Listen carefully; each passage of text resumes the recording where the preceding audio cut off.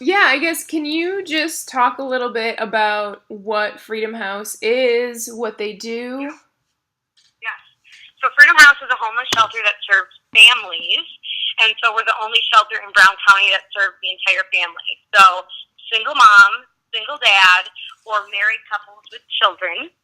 And so we have served for the last 25 years. We've been in operation. This is our 25th year, and we've served over 2,500 families. So basically, we have a west side and an east side location. Our east side location is a traditional shelter with added programming. So we have a case manager. We have pre-care and aftercare. So once our families graduate our program, they are followed up with case management to help them not go back into the cycle of poverty. Okay. And then we have mandatory classes and mandatory dinners. And so our classes are parenting, which I actually am the teacher of, and right, like, ridiculous. I'm Seems like, we're in it together, people. Right. Like, I'm in the heat of parenting too, but I do have some skills that maybe you're not using, so let me tell you about them. And then financial planning. And so they leave with a resume, a budget, all that kind of good stuff. So that's we have a lot of programming built into the shelter. So it's not just like 3 meals and a place to stay. It's the programming piece of it. Right. So then we also offer licensed childcare for free for our families that are staying in shelter. Okay. Then on our west side location, we have a transitional living facility, and so we have 12 apartments that we use specifically for our families who are hard to house. So people who've been evicted and can't, get good renters, nobody will rent to them basically. Or people who are like, can't get income because they're at school or, whatever it may be. So hard to house families are in those apartments, but the cool part about the apartment, we are the landlord for them, and so they're still case managed. And then we also are their landlord, and so they pay us like 30% of their income, and so they're establishing rental history with us. So when they go to rent their next place, they have rental history, and we can say, yes, they were a good renter, and they've been paying their rent for a year, and so we're helping establish that, which then rebuilds that credit for them.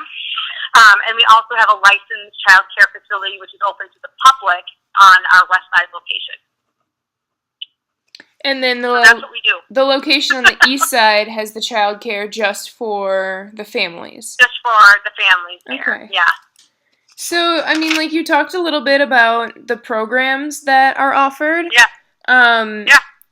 When families leave Freedom House, do you know, like, what kind of results you get with those families? Yes. Like, do you have families that come back a lot, or? Yeah, so over the last 25 years, we have maintained between 93 and 95% of our families do not return to homelessness. Wow.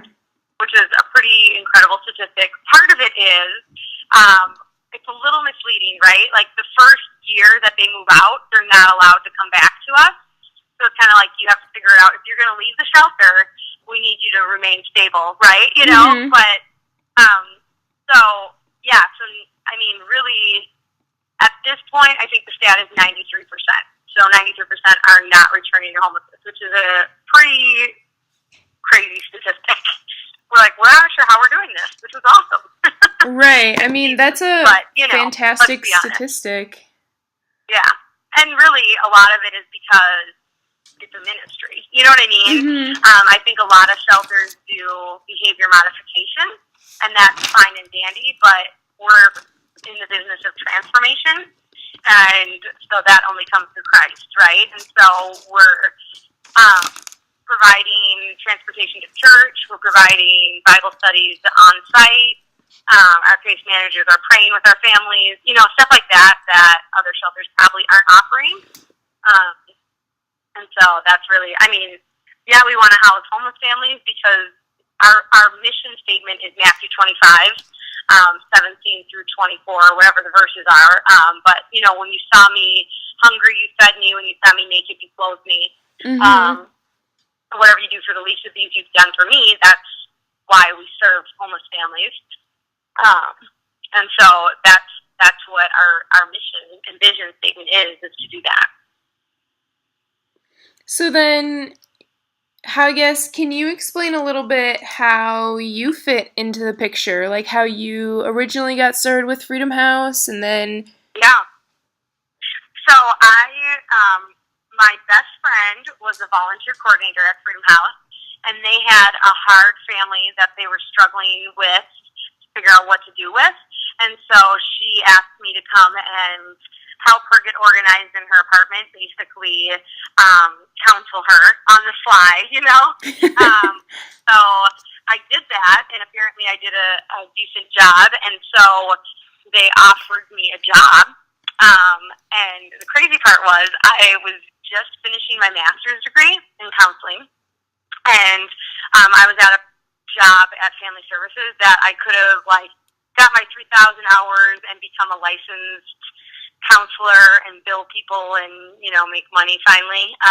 And God told me no, and he sent me to Freedom House. And so I was hired on to create the aftercare program, which, again, provides services for our families after they graduate, because we are finding inside of Freedom House, there's a lot of community, right? We house 12 families at a time. So those families all become a family to each other and a support system. And so then once they move out, like sometimes it was our family's first time living on their own ever. And so we created the aftercare program to be able to continue getting them to church, continue to provide referral and case management and that kind of stuff. So my job was to create that program. And so that's what I did. That's awesome. Is that, I mean, obviously that's a program that still exists through today. Yeah, it is. It is. And then when I got pregnant with Jeremiah, I was like, I kept reducing my hours with each child. And then by the time it was Jeremiah, I was like, I don't have any hours left. So, like, I got to go home and be with this baby. And that's when Young Life developed the mentor coordinator position, and I could work from home. And I was like, okay. So that's when I transitioned to Young Life. But from being on staff, then when I resigned off of staff, then I went on to the board of directors, and have been serving there for the last 3 years. So yeah, and then when the position for president came open, they begged me, and I said no, and I'm still saying no. Although you're but like I'm an interim, to do it. Right? Right, but I'm the interim president, so yeah. But we have a search firm who's gonna hire somebody in the next month or two. So that's what they tell you, right? That needs to happen. Yeah, that needs to happen. So in relation to, I guess, what you were doing before and now some of the duties as president, is there one that you prefer more than the other? Yeah, I mean, so when I worked for Family Services before coming to Freedom House, I just felt like I was putting Band-Aids on gushing wounds. You know what I mean? Like, I would have all these, techniques to use in counseling, but as we all know, without Jesus, it doesn't do anything. Right. And so when I got to Freedom House, I just loved being at Freedom House and knew that, it didn't matter what job I was doing, it was the mission of what I was doing. Do you know what I mean? So for me, it didn't matter what position. I personally love being in contact with the families. So, if I was at a higher up position, if I really was the president, it would be a struggle for me to not be interacting with the families on a regular basis. Do you know what I mean? Right. Because really the president part of it is more fundraising and donor relations, and that's all fine, except for I don't want to hang out with the rich people who are giving money. I want to hang out with the homeless families who need money. That's just my heart. So that's kind of how I've always operated. So I like the hands-on part of helping better than the organizational side of things. So then with that being said, what would you say is the most rewarding part of being a member of Freedom House? I would say the most rewarding part is twofold. I love seeing transformation in our families. I love being there to celebrate with them when they get their first house. I love, like all that kind of stuff. Celebrating their success, being there when it's not going well, all that kind of stuff. I love that. I also love, so just recently I posted a Facebook Live video from our Freedom House. Oh, wow. Facebook page in our pantry, and I was like, listen up, y'all, we don't have food. We can't feed our families because there's no meat, there's no, and I did a video of our pantry, saying, there's nothing left. And so we need help. And so in that, right, just connecting people to be able to help, right? If people know there's a need, they'll meet it. And so I posted the video, and a bunch of people shared it, and, all these people did random fundraisers to, get food to stock our pantry, and I had a friend who put our needs list on, and, on her Facebook page was okay, who's going to pick up toilet paper? And then somebody would be I got it. Who's going to pick up this? Got it. Through our entire needs list. And so she's dropping that off on Friday. Wow. And then in the meantime, her other friend, who lives in, Oconto or something, was well, let's have a friendly competition of North versus South. Who can get more for Freedom House? And so they just totally did this on their own because I told them about a need. And so that's also another favorite part I'm having, even in young life. I love being able to connect people to help, So that's cool. I love watching the community, rally around a purpose. So that's also the most rewarding is, seeing other people get excited about our mission. Yeah, well, and that's awesome, too, that so many people were so excited to jump on and just help. I mean, there's, a guy that I don't even know who runs a skate park, and he was hey, everybody can come to the skate park for free as long as they bring something for Freedom House. And he brings, a truck full of stuff. That's awesome. I don't even know who you are. That's beautiful. So. That's so cool, though.